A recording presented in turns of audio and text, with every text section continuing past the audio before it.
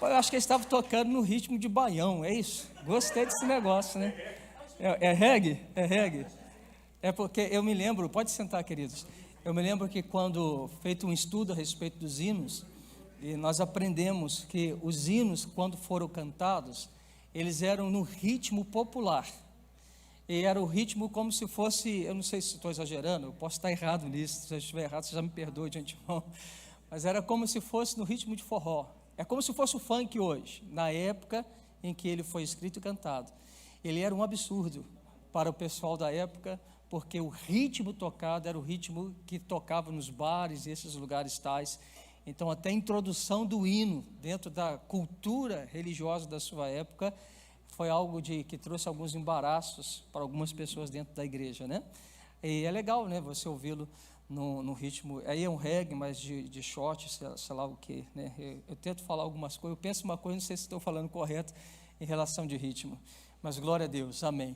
Queridos, eu quero ministrar uma palavra ao coração de vocês. Primeiro, sim, bom dia, paz, vocês estão bem? O Paulo está lá atrás, Paulo mascarado, né? Amém. Que bom rever muito de vocês, né? É legal a gente poder dar uma olhadinha em vocês. Filipão está aí, amém. Você já fez um coração para alguém que você não viu? Então olha para alguém aí, faz um coraçãozinho para ele assim, fala assim: poxa, recebe a bênção do Senhor. Que bom que você está aqui, né? Porque eu consigo ver você sorrindo nos olhos, mas com a máscara a gente não consegue perceber o seu sorriso que você abriu. Tadinho, o Vitor, que tem um sorriso como a sua característica, ele está precisando tampar o sorriso dele. Mas eu inventei esse troço, a gente manda coraçãozinho para alguém, que é uma forma carinhosa da gente olhar para a pessoa e falar assim: que bom que você está aqui, que Deus te abençoe, amém? Então esse é o propósito do coração, tá legal? Vamos lá, manda mais um coraçãozinho para alguém, vai lá, amém, amém, glória a Deus, que Deus abençoe você. Queridos, eu quero compartilhar com vocês uma palavra que está no Evangelho de Mateus, no capítulo 14, a partir do versículo 22. Então, no Evangelho de Mateus, 14, a partir do versículo 22.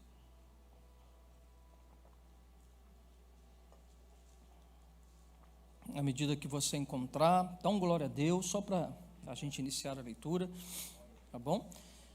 Amém. Logo em seguida, Jesus insistiu com os discípulos para que entrasse no barco e fosse adiante dele para o outro lado, enquanto ele despedia a multidão. Tendo despedido a multidão, subiu sozinho ao monte para orar. Ao anoitecer, ele estava ali sozinho, mas o barco já estava a considerável distância da terra, fustigado pelas ondas, porque o vento soprava contra ele. Alta madrugada, Jesus dirigiu-se a eles andando sobre o mar. Quando o viram andando sobre o mar, ficaram aterrorizados e disseram: é um fantasma, e gritaram de medo. Mas Jesus imediatamente lhes disse: coragem, ou não temas, né? Sou eu, não tenha medo. Senhor, disse Pedro, se és tu, manda-me ir ao teu encontro por sobre as águas. Venha, responde Jesus. Então Pedro saiu do barco, andou sobre as águas e foi na direção de Jesus. Mas quando reparou no vento, ficou com medo e, começando a afundar, gritou: Senhor, salva-me. Imediatamente Jesus estendeu a mão e o segurou e disse: homem de pequena fé, por que você duvidou? Quando entraram no barco, o vento cessou. Então os que estavam no barco o adoraram, dizendo: verdadeiramente, tu és o Filho de Deus. Pai, fala com a gente, ministra o nosso coração, nos faz discernir a tua vontade para nós nessa manhã, e que essa palavra ela seja a nós libertadora, restauradora, curativa, e que ela cumpra em nós, Deus, todo o plano e propósito do Senhor. É o nosso pedido ao Senhor, em nome de Jesus, amém. Enquanto eu pensava a respeito de uma palavra para compartilhar com vocês, ontem à noite, ao me deitar, Deus começou a colocar essa palavra no meu coração, mas me chamou a atenção de uma perspectiva diferente para olhar para o texto. Eu queria fazer essa leitura com vocês, né, nessa perspectiva de pensar em Jesus como aquele que escolheu 12 pessoas para andar com ele. E ao escolher essas 12 pessoas, Jesus tinha um propósito para com elas. Jesus estava transferindo ao coração daquelas pessoas fé, entendimento, conhecimento a respeito do reino de Deus. porque o Senhor não estava passando um tempo com os 12, mas Jesus estava investindo em 12 homens, os quais seriam posteriormente aqueles que vão levar adiante tudo aquilo que o Senhor depositou no coração deles. Então, todas as ações de Jesus, eu começo a olhar como ações intencionais. O que eu quero te dizer com isso? Jesus não está simplesmente fazendo as coisas por fazer. Jesus, ele está fazendo as coisas com uma intenção. E quando Jesus, por exemplo, ele vai curar alguém, e ele chama a 2 ou 3, ou os 12 para irem com ele, ele faz isso intencionalmente, porque ele quer que eles vejam ele curando pessoas. Quando Jesus, por exemplo, dentro dessa intencionalidade, ele diz para os seus discípulos assim: vão a outra margem, e ele permanece orando, eu quero então entender que há uma intenção do coração de Jesus ao fazer disso, a enviá-los ao mar sem a sua presença, para que eles pudessem ir e chegar a uma outra margem. O texto não diz, mas se Jesus ele tem o poder, e tem, para acalmar uma tempestade, eu fiquei pensando assim, poxa, nós sabemos ler alguns sinais, e sabemos dizer, não precisadamente, mas sabemos dizer, por exemplo, quando muda um tempo, quando um vento é gelado, quando uma nuvem ela aparece ao céu, a gente pode dizer assim, vai chover. De uma certa maneira, nós sabemos fazer a leitura do tempo, e a gente sabe até dizer, vai chover, de hoje não passa, se não chover hoje, chove amanhã, e a gente consegue ler. Pela experiência de vida, a gente consegue trazer alguns pontos reais. Então eu também posso acreditar que Jesus poderia ter prevido, eu não vou afirmar porque o texto não está dizendo, mas Jesus, você concorda comigo que Jesus poderia prever que haveria uma grande tempestade no mar e que eles passariam por dificuldades? Vocês concordam que é plausível pensar assim? Sim ou não? Quem concorda faz assim com a mãozinha.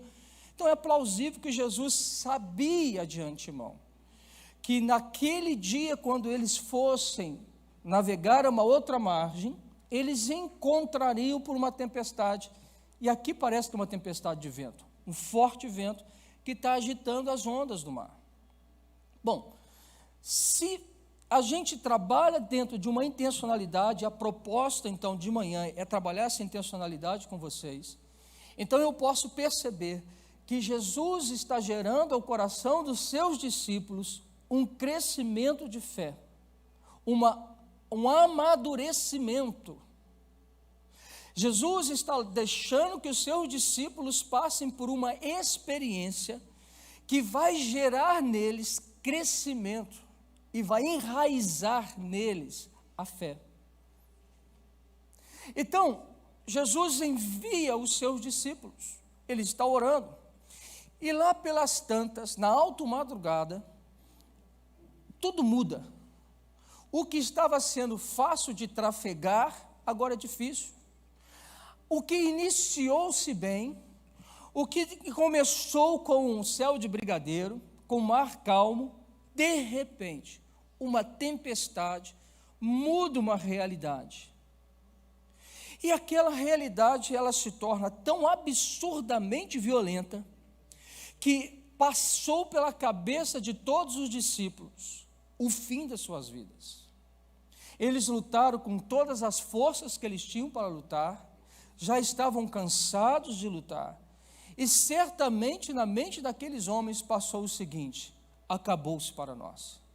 Talvez eles tivessem ouvido tantas promessas de Jesus, eles viram Jesus fazer tantas coisas magníficas, ele viu Jesus falando sobre o reino de Deus, um coração de discípulos que se encheu de esperança, esperançosos, pensando no dia de amanhã, como será amanhã, nós somos escolhidos pelo Mestre, o que será de nós, naquele papo da informalidade, muitas coisas Jesus está lançando ao coração daqueles discípulos, mas de repente, porque o mar ficou revolto, é como se eles esquecessem todas as promessas que um dia lhes foram feitas, e eles começassem então a mudar algo dentro deles, e não ver mais esperança diante de um cenário tão terrível.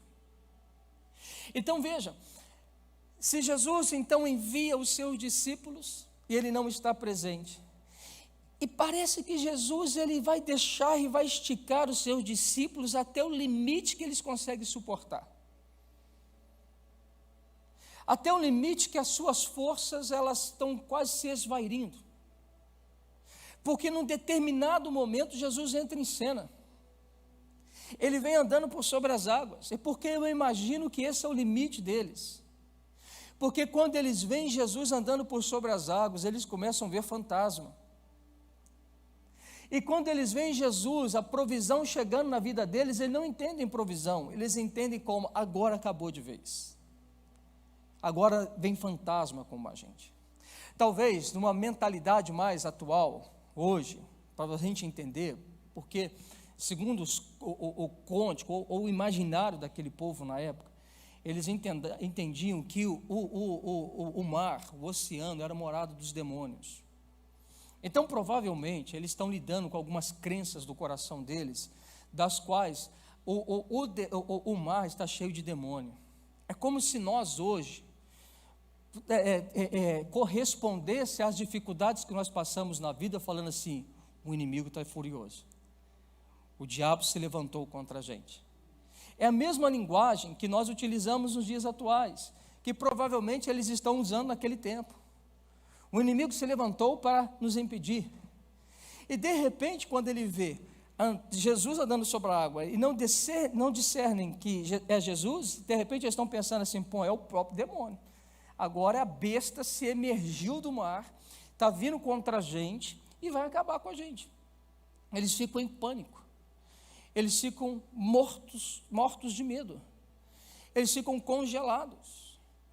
Então veja, por isso eu entendo que eles estão chegando no limite da situação, aonde, quem já passou por uma situação assim, uma situação difícil, que a gente tentou de todas as formas, a gente usou todas as nossas forças, nós oramos mais do que nós podíamos orar, nós embrenhamos em campanhas de oração, de jejum, ficamos igual um palito que não comíamos, aguardando a nossa vitória, um negócio terrível. E quanto mais nós orávamos, mais fantasma aparecia que as coisas todas se pioravam, até que a gente chega um momento, a gente fala assim: poxa, não tem esperança, não, Deus não está me ouvindo, Deus não está atento ao que eu estou passando. E a nossa fé, e a gente fala assim, né, que é meio moda a gente ouvir, né, uma frase dessa, né, fala assim: eu não estou bem espiritualmente, né. Hoje, não só hoje, né, mas a gente escuta de muita gente falando assim: não estou bem espiritualmente, né. É incrível, e porque algumas pessoas falam que não estão bem espiritualmente, né? Mas o homem é espiritual, né? Depois a gente pode falar um pouquinho sobre isso daí, mas eu não vou me ater sobre isso, eu tenho que falar rapidinho, né? Meu tempo já está acabando, mas me perguntem depois, fala assim: pastor, desenvolve aquele rolo que você falou lá, que negócio é esse, não estou bem espiritualmente? Aqui dá para a gente construir um bom sermão, uma boa orientação à igreja, a respeito desse estar bem ou não estar bem espiritualmente. Eu vou dar uma palhinha, porque a gente imagina que a gente está bem espiritualmente quando a gente está orando, jejuando, indo à igreja, aquela questão toda. Então a gente fala que estar bem por aquilo que a gente faz. Então a gente acredita mais naquilo que a gente faz, acredita menos naquilo que Cristo fez por nós. Não que eu não tenha que deixar de fazer essas coisas, porque essas coisas são disciplinas para o meu crescimento. Mas se eu sei quem Cristo é, eu estou bem porque eu sei quem Cristo é, não quem eu sou. Então, estar bem espiritualmente é simplesmente você acreditar em Cristo e acreditar menos em você. Então, quando eu acredito mais em Cristo e quando eu me coloco numa disciplina, porque a disciplina de oração, jejum, participação dos cultos públicos não é para merecer, é porque eu preciso da disciplina. Eu preciso me disciplinar o meu corpo. Eu falava com o pastor Vitor, estava conversando com o pastor Vitor esses dias, e falei com ele assim: é interessante, quando nós passamos um tempo sem ir à igreja, tira a pandemia, quando nós passamos um tempo sem ir à igreja, 2 ou 3 finais de semana sem ir à igreja, no quarto final de semana você não quer ir mais à igreja, seu corpo acostumou em não ir, você passa a gostar do Faustão, e você acha que ver o Faustão é melhor do que ver o pastorzão, e a gente começa então a flexionar alguma coisa. Eu falava com o Vitor e falei assim: nesse tempo de pandemia, todo mundo vai para tudo quanto é lugar, menos a igreja. Não vocês, que vocês estão aqui, mas pessoas vão para a praia, as pessoas saem de férias, as pessoas estão trabalhando, as pessoas estão fazendo tudo normal, mas aqui não pode vir porque aqui vai pegar o Covid. É desculpa esfarrapada de quem não quer vir à igreja. Desculpa a sinceridade, mas é assim que eu penso. Você pode pensar diferente, eu te respeito. Mas a gente tem visto isso porque o corpo já acostumou-se a ficar em casa. E até a gente voltar, fica difícil, porque nós nos acostumamos. Aí a gente começa a inventar que a gente não está bem espiritualmente. Porque você está atrelando estar bem espiritualmente àquilo que você faz, como você não está fazendo nada. Então você fala assim, eu estou mal. Mas como é que eu volto a ficar bem espiritualmente? Creia no Senhor Jesus Cristo, somente no Senhor Jesus Cristo, como seu único, suficiente Senhor e Salvador da sua vida. Creia na obra da cruz, creia na obra da remissão dos pecados, creia na obra da restauração que Jesus faz sobre você. Creia que Jesus te ama acima de qualquer coisa. Agora creia que você precisa de uma disciplina espiritual. Não para merecer algo, mas para que você se desenvolva em Cristo. Que é o processo que Jesus está fazendo com os seus discípulos. Jesus está desenvolvendo eles. E para desenvolver discípulo, Jesus sabe que eles precisam passar por momentos difíceis. E Jesus sabe que de repente, da resposta que eles darão aos tempos difíceis, vão abrir para ele um novo tempo de crescimento e edificação. A experiência que esses homens tiveram com Jesus andando sobre o mar, fizeram eles entenderem o seguinte: Jesus é maior do que os demônios, Jesus tem poder sobre o inferno, Jesus tem poder sobre a natureza. A voz de Jesus faz com que tudo acabe, seja ela a pior das tempestades, basta uma palavra de Jesus e tudo volta ao seu lugar. A experiência que os discípulos passaram, fizeram eles amadurecer em fé. Porque, veja, essa é a exclamação deles, porque logo depois que Jesus faz isso tudo, eles falam, eles ficam maravilhados. Onde que está aqui? No 32, quando eles entraram no barco, o vento cessou, então os que estavam no barco o adoraram, dizendo: verdadeiramente tu és o Filho de Deus. Agora, eles só falam isso depois que eles têm a vitória da tempestade. Então, um momento de dificuldade, quando passado diante da intencionalidade de Jesus, vai fazer com que você cresça, vai amadurecê-lo, vai trazer sobre você uma revelação de quem Jesus é na sua vida. E você agora é um novo homem, revestido de uma revelação poderosa. Agora você sabe que qualquer outra tempestade similar que você venha passar, ele verdadeiramente é o Filho do Deus vivo. E ele vem ao nosso socorro. E ele vem nos acudir, ele vem, e basta que ele entre no barco, basta que ele dê uma palavra aos fortes ventos, e tudo se acalma, e eu ficarei bem. Você sabe disso, e como você é possuidor de um saber, de uma revelação, você começa a falar sobre isso, para toda e qualquer pessoa que passe uma situação similar a que você já passou. E você então se torna um instrumento de paz e de esperança na vida de alguém, e você vai dizer para ela assim: apenas creia.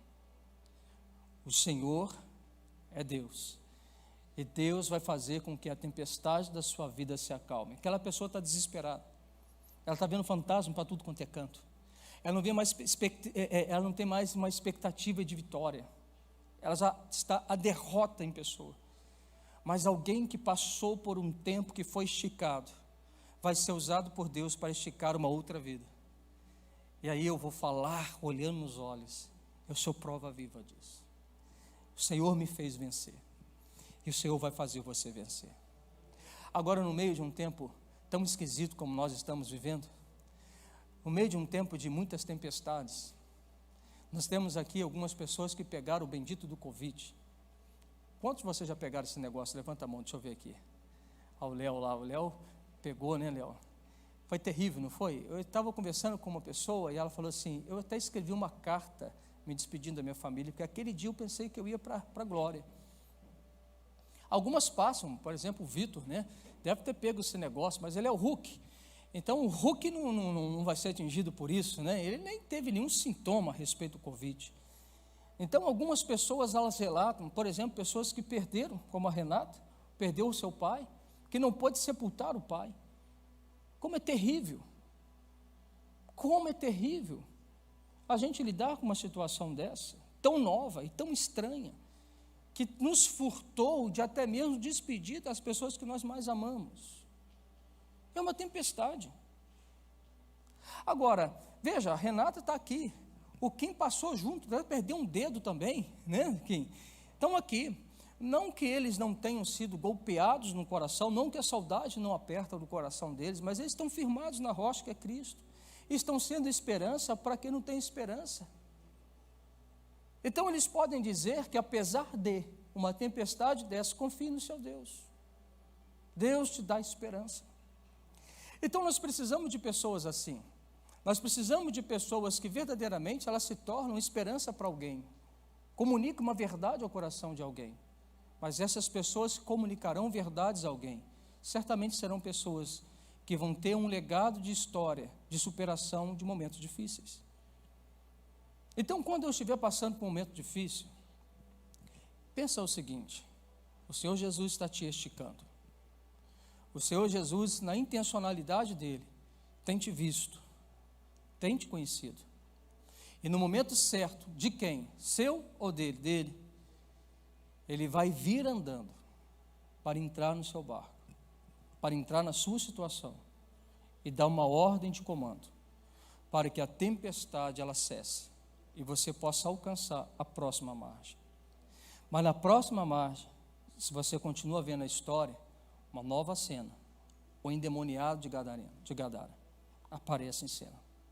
E novamente, Jesus que triunfou sobre o inferno dos mares, triunfa sobre os demônios que estavam sobre o gadareno. Jesus está falando algo para a gente, como disse para aqueles meninos, para aqueles homens. Jesus está nos ensinando a ser crente, a ser cristão, mediante Ele, a acreditar nele, a desenvolver a nossa fé. É sobre isso, uma rápida palavra para vocês nessa manhã, para que você se anime em Cristo, para que você entenda que Ele tem o controle de todas as coisas, para que você compreenda que o Senhor lhe vem ao seu encontro. Se não veio ainda, Ele está demorando, Ele sabe o momento exato de pisar nessa sua situação. Agora, enquanto você está vivendo o que você está vivendo, já está vendo fantasma, se acalma, tem bom ânimo, Ele venceu o mundo. Foque em Deus, centralize seu coração em Cristo Jesus, menos em você, menos nas situações que você está passando, mais nele. Escuta o que Ele está te dizendo. Escuta as direções de Deus para a sua vida. Ame o Senhor com todo o seu coração e busque-o com toda a sua força. E certamente Ele há de aparecer, falar, dar comandos e acalmar a sua tempestade, porque Ele é assim. Amém? Glória a Deus. Você recebe essa palavra no seu coração, em nome de Jesus. Fique de pé então, em nome de Jesus.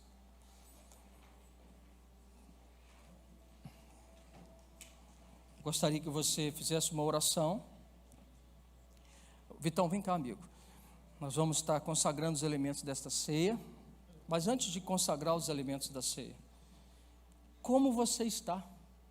Tem tempestade aí? Está vendo fantasma? Está difícil? Então, irmãozão, pare de falar que você não está bem espiritualmente. Age em fé. Para de falar, eu estou fraco. Gente, olha, são situações muito simples.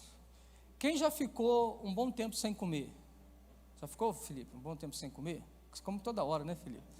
Mas quem já ficou um bom tempo sem comer aqui? Mais de 12 horas sem comer? Já. Aí aperta a fome. Quantos de vocês ficaram sem comer? Mais de 12 horas? E se sentiu verdadeiramente fraco?